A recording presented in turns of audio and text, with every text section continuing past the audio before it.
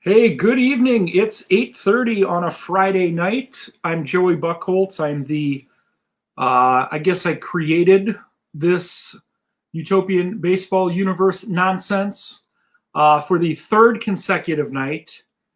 My hat matches the shirt. That's right. I got a red shirt on. I got a Cincinnati Reds ball cap. And we're here to talk about the Cincinnati Reds Utopian Baseball Universe roster reveal team preview show. I got a very special guest tonight. You saw him last night win a Utopian Baseball Universe Trivia Championship. JD Schloss is going to join me shortly. We're going to talk about how he became a fan. He's going to share some of his Reds memories. And we're definitely going to talk trivia.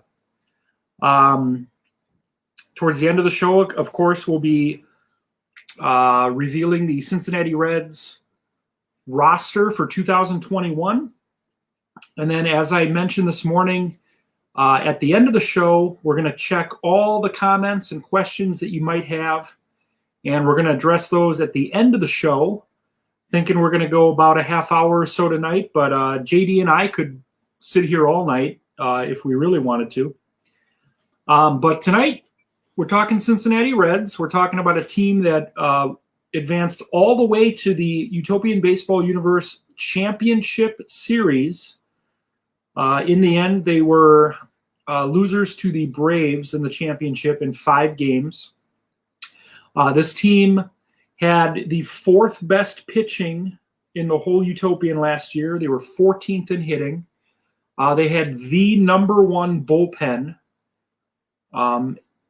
who you'll see later is pretty much intact to return in 2021. They've got a unique schedule this year in that all of their holiday games, so when I say holiday games, I'm talking opening day, Memorial Day, 4th of July, Labor Day, are all at home. And they even finished the season at home. So that's unique. We're going to talk about who they're going to be playing in those games. We're 6 weeks away, folks. So with that being said, I want to bring on our guest. We're going to talk to the biggest Reds fan that I know. Once again, the 2020-21, because I suppose we started this in November. This is your Utopian Baseball Universe Baseball Trivia Champion, JD Schloss, coming at us from New Mexico. And now JD and I have known each other for about 8 months, but I want to ask you, JD, for the fans watching tonight, you're in New Mexico. How did you become a Reds fan? Walk me through childhood as far as what led you to become a Cincinnati Reds fan. Right on. Well, first, thanks for having me on. And the Utopian Baseball League is awesome, Joey. It's the coolest thing in the world, man. I was born in Cincinnati, and my family, my dad, my grandpa, and my Uncle Milt, were just junkies for baseball. I mean, I had a bat in my hand when I was like 2. Pete Rose was just this, this would have been I found out I was actually at the 1970 All-Star game. I was about 6 months away from being born. I was in my mom's belly, and my dad caught a ball. His name's Jim, and Jim Perry threw a ball to Jim Hickman, and my dad, Jim Schloss, caught the ball, foul ball. And so we just played wiffle ball. I had a bat in my hand all the time. I know I went to ball games a bunch, but my first memory, I had to use the internet I got a computer in 1998, and I was able to track down my first memory. So I was probably at like some of the 75 World Series, but I don't remember it. But I think it was 1976, and it was a businessman special, and I'd go with my Uncle Milt. And the game was wild, and I don't remember any of this crazy game against the Phillies except for Tom Hume came in to pitch, and And my uncle starts, hemming and hawing, and he's calling him Boom Boom. And as a kid, I love it. And then Hume, like they let him bat. And my uncle's like having a conniption. And I'm like, Uncle Bill, can't this guy hit? And he's like, Boom Boom, he can't. And before he could get hit out, Hume like lined a homer over the wall. And it was the only home run Hume hit in his career. And I went on to watch Boom Boom. I never liked him as an announcer, but that was my first big memory at Riverfront Stadium. And I probably went to, I don't know, some years probably 50, 60 games with my grandpa and my uncle, and just reading memorizing the batting averages and asking questions. And those two were just like, someone on the Reds would hit a foul ball home run, and they'd bring up some name, some guy from the 30s that was like the master of foul ball home runs. It was just on my mind. If I wasn't playing, I was reading the sporting news, reading baseball biographies, reading baseball autobiographies. I just couldn't get enough of it, and it was always supported by my family. That's awesome. So you said about 1970, you were there was a presence of you at that All-Star game. Yeah. So you would have been about 19, 20 years old when the Reds won the World Series in 90 against the A's. Yeah. When I was growing up, my friend Greg, who might be watching this tonight, him and I and another kid named Mike, we fancied ourselves as the Nasty Boys of our Little League. Nice. Because we were big fans of Dibble, Myers, and Charlton. So we always argued as to which one was Dibble. But tell me about that summer and obviously in the fall when they swept the A's. Tell me what was going through your mind, because I'm guessing when the Reds won in 75, you may have memories of that, but I'm guessing at 19, 20 years old, you probably have clear memories of what happened that summer for you. Yeah, so I'm so blessed. I've just always been blessed with baseball and getting lucky, and I've never really cared if the Reds win or lose. It's more fun if they win. But I was in between my freshman and sophomore year at college. I didn't really go to class much, but I was in college in San Francisco. But I came home for the summer. So the night Charlton bowled over Mike Scioscia, that Sunday night game, we're there. Eric Davis losing 3-0 hits a grand slam against the Expos. We're there. I'm there most of the time, or watching or listening. And I was actually visiting some friends in Minnesota. There was delayed start to that season, and I was in, I don't know, some weird, crazy dorm in McAllister at Minnesota when they opened the season on the road for the first time, I think, at least in my lifetime, because of the strike-shortened season, and beat the Astros. And so that, like, it was just the wire to wire, and the team was just so good early on. The Nasty Boys are super fun. Pinello was crazy. Eric Davis. I mean, in that year, really, no one had a great year. Hal Morris was a huge deal. Getting Glenn Braggs from the Brewers for Ron Robinson. Yeah, I remember. He wasn't great or anything, but it was so exciting. And then to go back out to San Francisco and, watch that series against the Pirates was insane. And, all the outfielders had assists. And it was a tight game. I mean, the Pirates were probably the better team.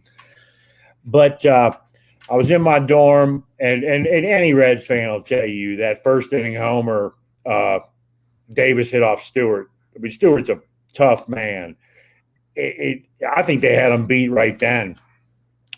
And to see the way they won game 2. And then because my grandpa had season tickets and I was in San Francisco, I got to go to game 3 where Sabo hit the 2 home runs. Okay. And then game 4, one of my best buddies, I'm not exaggerating, I've probably been to 400 Reds games with this guy. He was in college in San Francisco too. And the game 3, I was probably the first guy in the parking lot. We were bringing our beers out. Like, we were there like 11 in the morning. and that was awesome. And then game 4, I get to be with my best friend Eddie Donovan growing up, and watch Riho just dominate them. And we were up in the nosebleeds behind home plate, and then riding the train on the way back. It was just some misadventures I won't get into on this forum.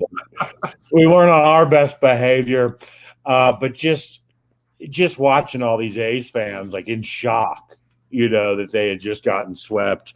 It was the coolest thing. And, I'm every T-shirt, I got jeans with Reds patches on them. I mean, wire-to-wire sweep. I mean, it was the greatest thing in the world, man. It was amazing. It's funny, like, obviously a lot of the people that are watching this tonight, they know I'm a Mets fan that lives in Milwaukee, so I've been following the Brewers my whole life.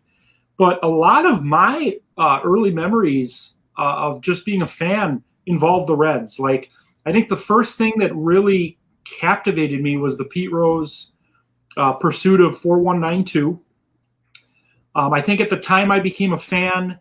The first World Series I ever watched was Phillies-Orioles in '83. Mm-hmm. And I rooted for the Phillies because of Pete Rose. I think by that point he was already the National League hits leader, if I'm not mistaken.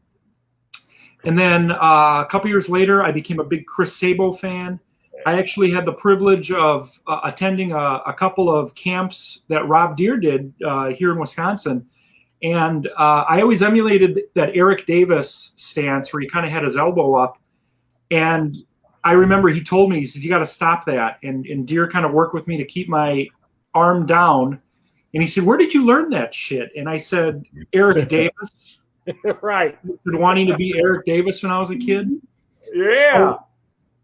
So the Reds have always been a team that I've enjoyed. I've never, and this is coming from someone who lived in Ohio for almost a year, I've never had a chance to see a game in Cincinnati, but definitely want to make that happen at some point. Yeah, it's funny. I just got a gigantic one of these. They call it a minimalist Riverfront Stadium, and it was, kind of a dump. It was really hot and cookie cutter. Yeah. But I have so many great memories from there, and it kind of spoiled me on Great American. All I wanted them to do was put grass in there and sure. And leave it there, because I got to play there in 1989. Nice. Got a double and got to, leave about 200 gallons of nervous chew spit in the dugout. I hit left-handed, and I was one of the last guys off the bench. And I don't know. Well, they were playing me like I was a right-handed, like Jack Clark or something. I mean, it was a can of corn, but the guy was playing me deep. And yeah, it's just cool down on the river. That's one thing nice about the new ballpark, is just being able to see the river, see Kentucky. I mean, it's gorgeous, but yeah, lots of good memories with family, with friends, by myself. It's wonderful. I spent a lot of time down there. It's been a long. It's crazy. For as many games as I've been to, I haven't seen the Reds.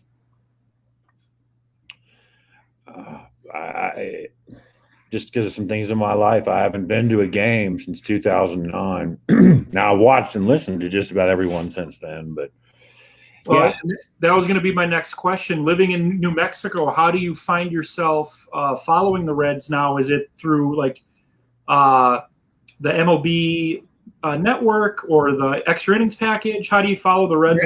Extra innings, I get it all. I get the MLB.com thing. I get it every year. I mean, I remember when it was kind of like dial up, and I listened to a ton of the games sitting outside. I'll watch them on my computer. And that's how I follow them. This year, I'm going to try my best to get to Colorado. I've never seen a game there when the Reds come out to play there. That's about 5 hours away. Denver is. Okay. But yeah, I can't. I mean, I got to make sure I know what the hell happened each game every night, like I did as a kid. And yeah, it doesn't matter what's going on. So it's kind of cool that the Reds did well in the Utopian last year because you were. I can probably name 3 or 4 people that really hung on to everything that we posted last year as far as results. And whenever the Reds, remember last year they had like a 16-game winning streak. And I remember, like, I would post it, and you'd be right there, like, commenting, liking it. So having fans like you that are passionate about baseball and what we're doing here is kind of what it's all about. I want to talk to you about trivia. Now, some of the guys, I think, I'm trying to recall, I think in the first round you beat Mark, who's a Mets fan. Yeah. And then in the second round you beat Andrew. Right. And then you beat Mitch last night. I know Andrew for a fact has called you a monster. Your trivia, like I've called you on this network the Brock Lesnar of baseball trivia. You just come in and just crush people. Has that always been an interest of yours? You had mentioned statistics earlier on, but yeah, I never I went to a SABR. Are you familiar with Society for American Baseball? Of course, yeah. I joined it, and I went to one of the conventions. I just got drunk and had fun, kind of fun. I had a problem. But, like that kind of trivia, like that stuff, no way. But just as far as for my own amusement, I grew up reading like cover to cover all the baseball and sporting news and the Baseball Digest and baseball books, and then gobble up the box scores and read anything I can get on it. I watch it. The internet then, Baseball Reference, like that. I just get lost on that. Things that are appealing, go down the rabbit hole, read them. Sure. And then from going to Reds games and following it, I know a lot of it. I just, in my mind, like, again, there are baseball fans that get good grades and live good lives. I was not one of those people. I am today. So it was just like I was obsessed forever. And in the last 10 years, I still love it, but I've made room for other things in my life. And so I was really nervous that I'd forgotten all this stuff. And the first couple rounds where I wasn't in, I'd keep track, and I was like, it's coming back. Anyway, so I'd like to be better at it, but I'm not one of those guys that could anymore name the lineup. When I was a kid, I could tell you all 700 players in the big leagues every year and all that. I was the same way growing up. I could name, I started playing fantasy or I guess rotisserie baseball in 1990. And from like 90 to 94, and I would even say before 90, like I would say from 85 to 94, about a 10-year period, I could name every starting player for all 26 teams, all the starting pitchers, the closers, the setup guys, the managers. Nowadays, not so much. Not that I love baseball any less, but now with the Brewers and the Mets in the same league, I find myself watching not as much American League games. Right. And I'm not staying up every night to watch West Coast games. If there's a decent pitching matchup, I might turn it on. But when I was a kid, man, I ate all of that up. I could name every player. Nowadays, I have to follow it a little bit closer to kind of be in the know.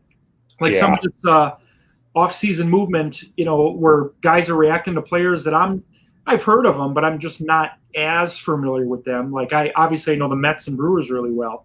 But I'm like you. I love the trivial stuff. I think what I've really enjoyed in doing these trivia tournament games is just learning stuff that I had no idea about. Like some of the questions last night about, the first games in Australia, the first games in Mexico, Puerto Rico. I mean, some of that comes back to me. I'm very familiar with the games in Tokyo because I actually got up at 3 a.m. to listen to those. Yeah. I've always been like that too. Well, I thought that your questions and the amount of time you spent doing the research, I mean, you probably really enjoyed it and learned a lot, but you did a thorough job, and it did get harder.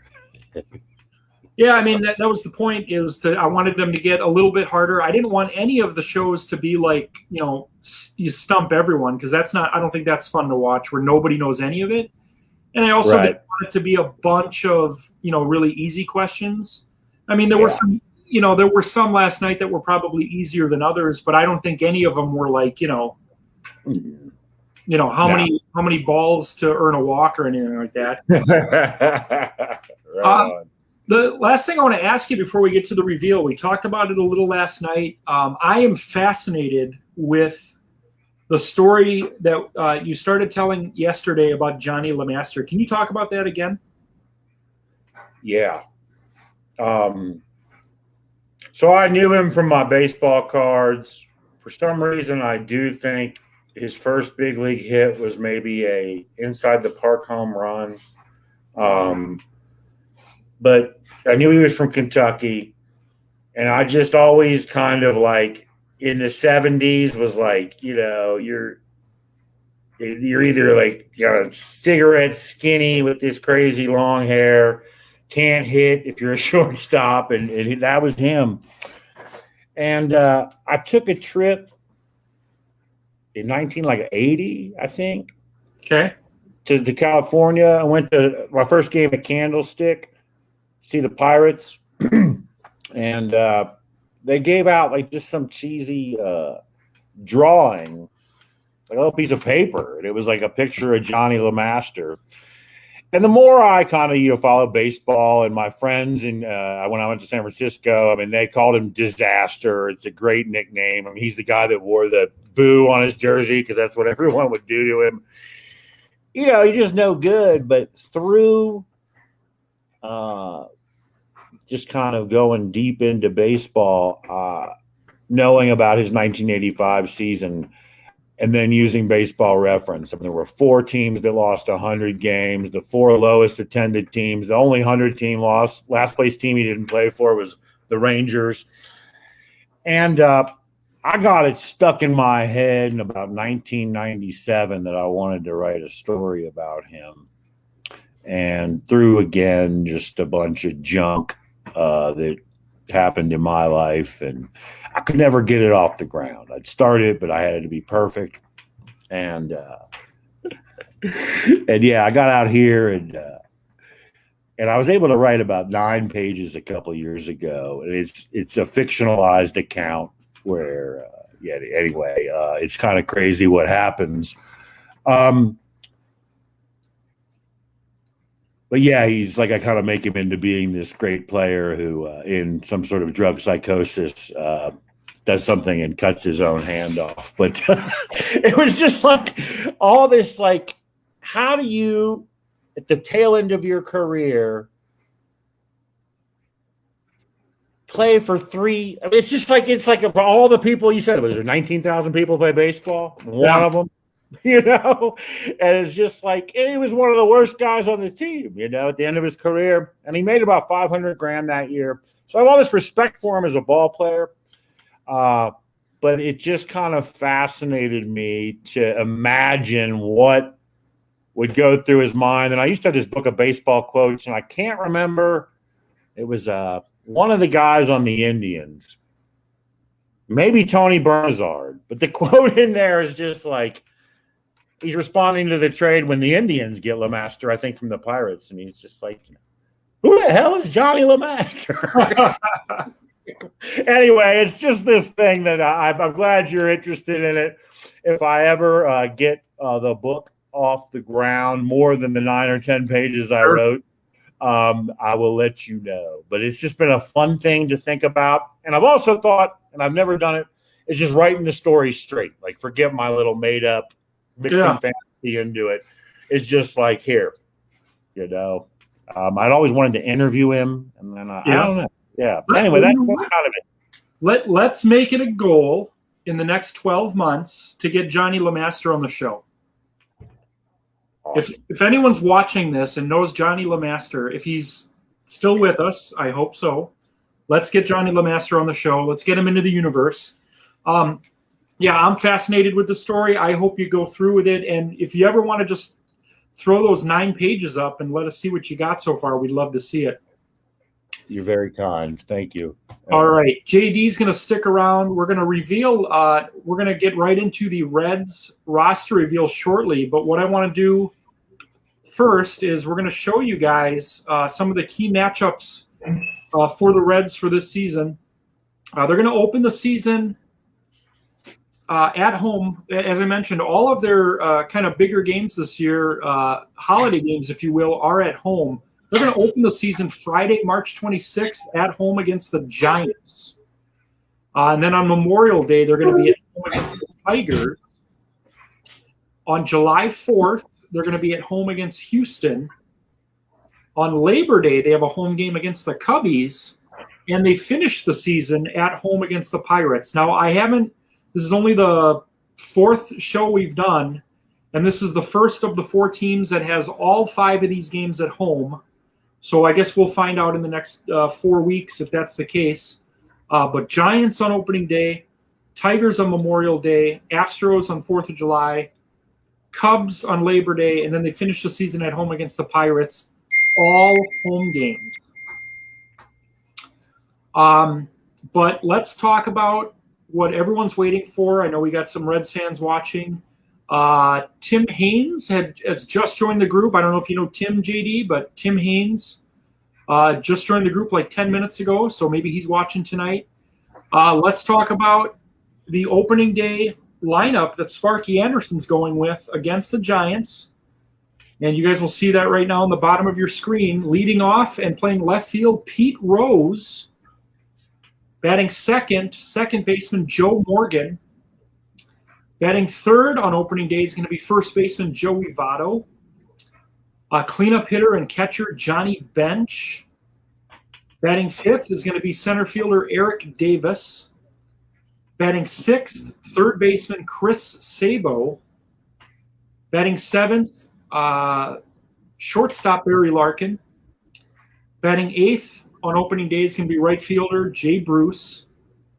And Sparky Anderson is going with the hot hand. The best pitcher for the Reds last year, down the stretch and into the playoffs. Johnny Cueto getting the opening day start. If you guys remember, last year was Johnny Vandermeer that was the ace, if you will, through about mid-July. And then he struggled a little bit. That's where Cueto got his opportunity to get some starts. And he was by far the best Reds pitcher from like July on last year. So, JD, what do you think of this lineup against the Giants on opening day? I love it. I love the top of it. I love Votto. I love mixing the eras together. I love Davis, who could hit anywhere in the lineup. Hitting Larkin seventh is tight.